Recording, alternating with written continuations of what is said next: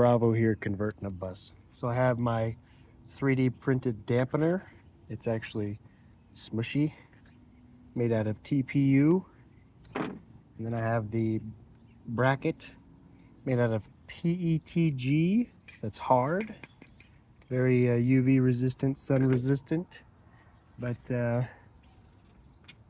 this guy, if I can do this one-handed, slides in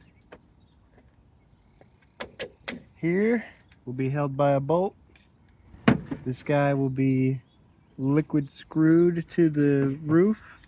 The dampener will be changeable, and it'll mount right there, and it eliminates sway in the bracket and allows for some cushion. Anyways, catch you next time.